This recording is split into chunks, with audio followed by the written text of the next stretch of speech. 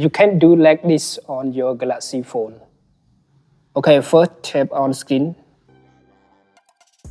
You can see wallpaper and style. Click on here. And then click on color palette.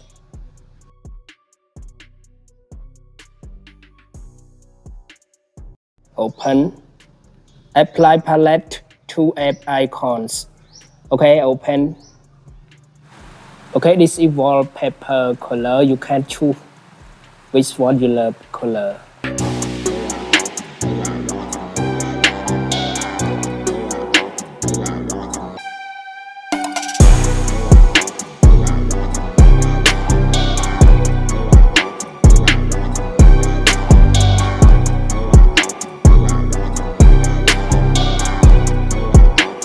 Wow, beautiful. Okay, you can do like this on your Samsung Galaxy.